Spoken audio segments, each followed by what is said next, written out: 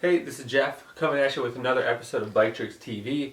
Yeah, that's what we're going to call this. I know it's super creative, but we're all going to have to live with it. So just get used to it. Bike Tricks TV, that's the thing. I want to keep making videos. But today I want to talk to you about gravel bikes. And everyone in the industry has their own idea of what the ultimate gravel bike should be, and I want to tell you about mine. So this is my new titanium frame. I designed it myself in BikeCAD. And I contracted a builder on the West Coast to build it for me. It is made out of budded titanium, and it's a concept that I'm calling Earthship. I don't have the brand name yet. It's just going to be kind of a personal bike brand for me and my friends. Pretty excited about that. We'll talk more about that in future episodes. But I wanted to take you through the feature set of what I think is important and some of the choices I made and why I made them. So let's look at the frame. Before we really get into the details, I want to talk to you a little bit about the Earthship concept. So, what I wanted was a bike that was a real gravel racer, and that to me means gravel race geometry and optimized geometry for a 38C tire that could also become a drop bar off-road bike slash bike packing slash tour divide bicycle. And so those were the feature sets that I was going after. So, first use case, gravel race. Second use case, bike packing off-road. So what I did there was give it massive tire clearance. At first I thought I wanted to use 650B tires when it was in bike packing mode, but then I realized it was just too expensive to have two nice sets of wheels. And I don't actually really like 650Bs all that much. Now I don't have a ton of experience, but I do feel like 700Cs just roll faster over obstacles. So I'm into 700Cs. So rather than doing a long dimple on the stays and giving a clearance for like a 2.1, 2.2, 650B, I just decided that 700 by 47 was going to be my max tire size. 700 by 50. So this thing fits a 29 by 2.0 tire, and I was able to accomplish that because I like long stays. I want predictability in my gravel bike, and stability while going down sketchy gravel descents. And we don't lose a lot of quickness because I have a fairly aggressive head tube angle. It's a setup I've been riding for a while. The All City Space Horse Cosmic Stallion also use a similar length chain stays, and obviously those are bikes that I've spent a lot of time on. It has brazons that I feel are necessary for bike packing, and it's designed around a fork that hasn't actually hit the market yet. It'll kind of make more sense later in the summer when I'm able to get my hands on that fork. But for right now, I'm using Envy's gravel fork. I think it's the best gravel fork on the market. You really can't argue with Envy. You know, they're pretty much the benchmark for greatness. So right now we're using the Envy gravel fork, and in the future you'll see it with a bike packing fork with all the mounts that you would need. Now, it doesn't have rack mounts on it because I don't really feel like you need those for bike packing anymore. Everyone just runs bags.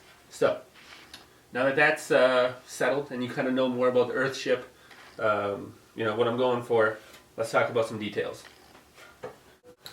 Alright, so before we go any further, I do have to tell you that it's going to get kind of nerdy in here. So if you're not in for the nerdiness, see you later, bail now.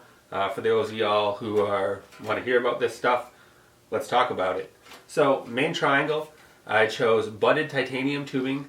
Budded is rad because hopefully it should give me a little more compliance, a little bit livelier, snappier ride, and it's lighter weight. The budded tubes I use come from a shop in Colorado. I chose 35mm tubes for my main triangle. This seems pretty industry standard, and I felt like it was a good compromise between stiffness and compliance. I didn't want to go out on a limb and try something weird with my first frame. The key though is that I made sure that the tube that I used for the seat tube took a 30.9 seat post. This is important because at some point in the future, if I ever decide I need a dropper post, 30.9 is the smallest diameter SRAM axis post, so I can upgrade to that if I want. For the head tube, I really like the external cups. I want to see that king, so it's a 44-34 external cup. It's also a little bit cheaper. Titanium head tubes are super freaking crazy expensive, and it's a lighter head tube. For the stays, there aren't a ton of choices out there on the market. I went with S-Bend pretty beefy stays, pretty industry standard again, should be good to go. Flat mount, because that's industry standard, and I use Paragon dropouts and their hanger and axle system. So pretty cool there, pretty standard stuff. What I really want to talk to you about is the braze-ons, because that's kind of where the choice starts coming in and things get kind of interesting. So when designing a bike, cable stops, cable routing, big decisions that you have to make. And while I am planning on running a SRAM axis group, I did kind of want to future-proof this. Now, it's a titanium custom frame, which means I hope to own this for the rest of my freaking lifetime. It may not always be my gravel race bike, but it'll probably be, it'll probably be a commuter at one point, a bar bike. Who the heck knows where this thing will go? So I wanted to kind of future-proof it a little bit, even though knowing that currently I'm going wireless.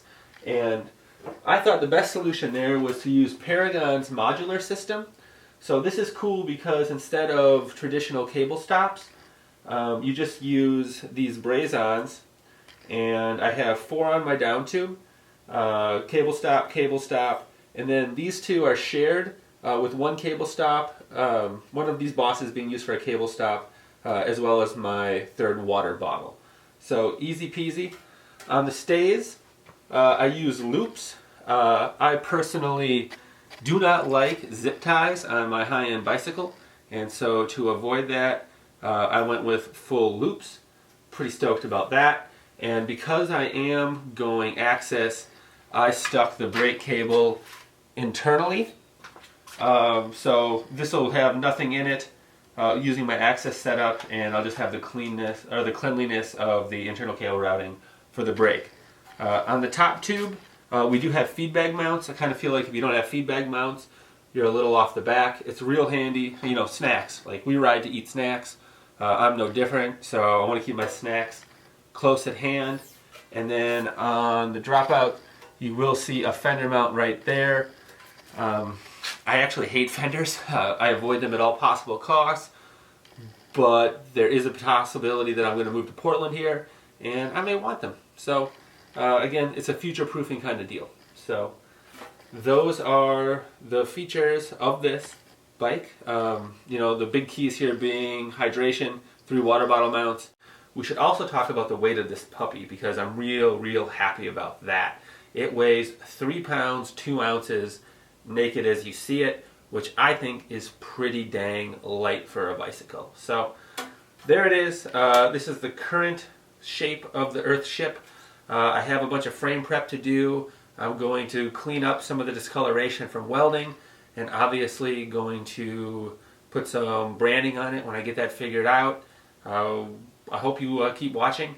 I think the next video is going to be unboxing the Axis group, which I'm actually unreasonably excited about because the packaging freaking rules, and this is the nicest stuff I've ever owned in my life. So hopefully you'll come back for that, and I hope you have a wonderful day. Alright, I'll talk to you later.